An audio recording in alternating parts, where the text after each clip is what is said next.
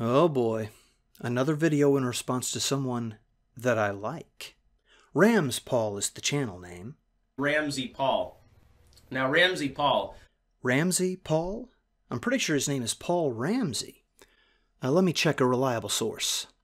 Yep, Paul Ray Ramsey, right there on his Southern Poverty Law Center extremist page. Man, I hope that someday I'm cool enough to get one of those. Anyway, I like the guy a lot. Most of the time. Now and again, he says something that has me scratching my head. His latest video was about the Gillette commercial. Because, of course it is. That's what the video you're watching right now is about. Gillette wants to change the way men behave, and they faced an immediate, widespread backlash to their attack on masculinity. Ramsey's take on it was a bit strange, though. He seemed to see it for what it was, just like everyone else. I was going to do a video about this yesterday, maybe mocking the video, but it's all been done before, and all the conservatives are saying the usual talking points. This ad, if you watch it, is pure social justice warriors. Is saying that men are basically evil, they're toxic masculinity, man basically try to harass and rape women, and we as men need to hold other men accountable, which is really strange. So they're doing a commercial supposedly targeted to men that basically tries to offend men. It's like trying to be rude to your customers. What he has trouble with is the reaction to it. A lot of people have said that they're not going to buy Gillette anymore, and Ramsey seems to think that that's a pointless gesture. And so people are saying, oh, we got to start boycotting Gillette, and everyone, especially older conservatives, are thinking, oh, I bet Gillette or Procter & Gamble, who owns Gillette, oh, they're going to be worried now. I'm like, no, you don't understand. The whole paradigm has switched back. Procter & Gamble or Gillette, they don't care. What are you going to do? You're going to boycott them, and who are you going to go to? There's only a few of these major corporations, and they all have the same values. Procter & Gamble, they're excited about this commercial because it's got a lot of buzz. They're like, wow, this is what we wanted. Even though most people hated it, they don't care, because the way they look at it, I guarantee you, in their corporate boardroom is, okay, yeah, a lot of people hate this, but that just shows how we really have a long way to go. So they don't really care about your boycotts because it's probably not going to work anyway. But let's say if you do boycott Gillette and they get less money or less income, they're okay with that. They really don't care because they're motivated by ideology. Now, it wasn't clear to me that he's telling us not to boycott, but he does seem to be discouraging it. The funny thing is, I think he's right in most of his observations. But when it comes to a boycott of Gillette, I arrive at a different conclusion. You see, I don't intend to buy Gillette for the foreseeable future. Everyone, especially older conservatives, are thinking, oh, I bet Gillette or Procter & Gamble, who owns Gillette, oh, they're going to be worried now. See, that's not what a boycott is for. I don't want to worry Procter & Gamble. I don't want to destroy them. I don't even want to punish them. If Procter & Gamble is not worried about a boycott, that's fine. I'm concerned with my own interests. I'll boycott, even if it is ineffective, just because I'm not going to eat shit from them. They do have competitors. It's easy to switch brands, so why not do it? It can't hurt me.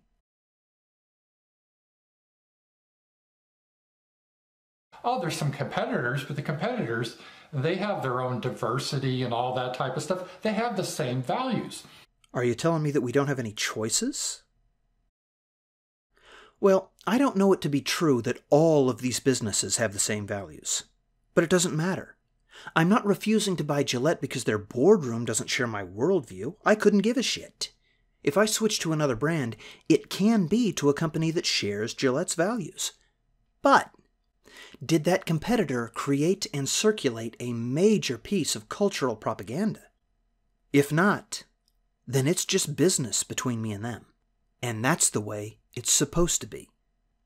They can believe whatever they want as long as they try to sell me their product by selling me their product. So they don't really care about your boycotts because it's probably not going to work anyway. But let's say if you do boycott Gillette and they get less money or less income, they're okay with that. They really don't care.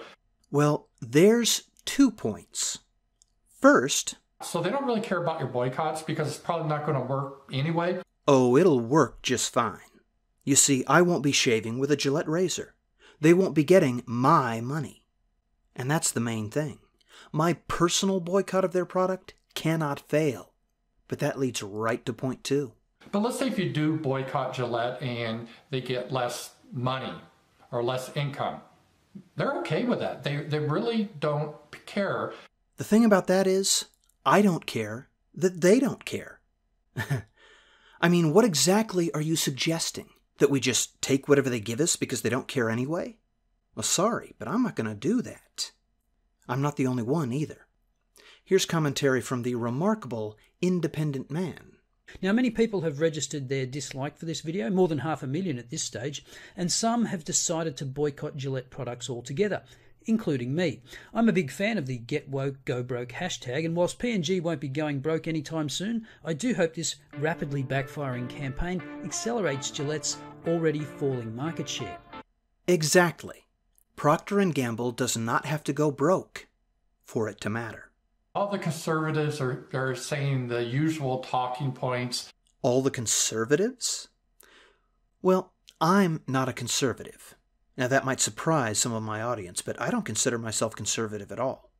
And if that's not good enough, then how about Tim Poole?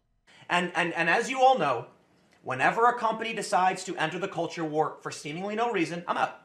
I'm out, Gillette. I'm not going to stop buying Gillette products because I'm upset about their message. And I actually agree that toxic masculinity can be bad. I just don't, for the life of me, understand why razors have anything to do with Me Too and why you're making a commercial about Me Too when I just need to shave my face, bro. I just need to shave. I don't need to hear whatever this is. I don't need a political lecture. I don't need to be educated. I just need to deal with the hair on my face. Is that hard? Is that so hard? Thank you, Tim. Now, about boycotts. I know that a lot of people seem to think they're a bad idea. Oh, I'm not a fan of boycotts. I've heard that from a lot of people who should know better. I realize that a lot of boycotts in recent years have been pretty stupid, and that's why boycotts get a bad rap. That's short-sighted, though. That guns can be used by bad guys doesn't mean that guns should be banned. That Nazis demonstrate publicly doesn't mean that free speech should be curtailed.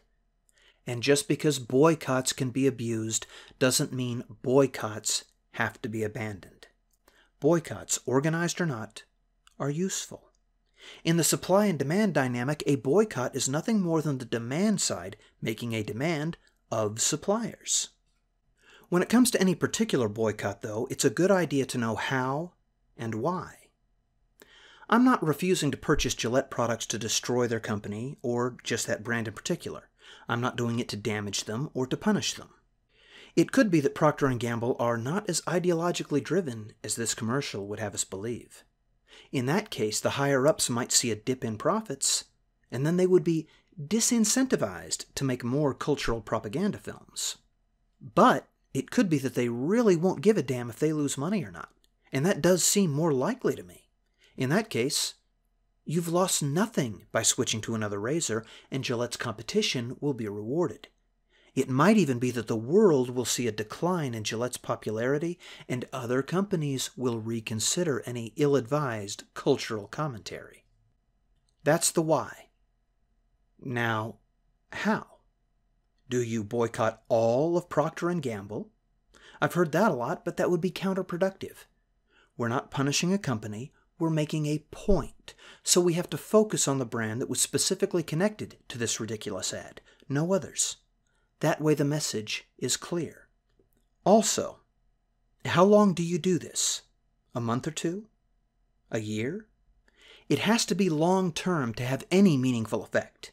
If the parent company is motivated by profit, then a brief boycott will have some impact, but not much. If they are motivated by ideology, then a brief boycott will have no impact at all. It is also true that social justice advocates are going to reward Gillette, so the boycott has to outlast that. And it can. Support for Gillette will just be fashionable. So don't give in. It's not that hard to switch brands. Anyway, I couldn't think of any better way to end this, so I'll give you a glimpse of the world that Gillette envisions. Here's a comic book panel depicting Dick Tracy and his partner playing with a doll.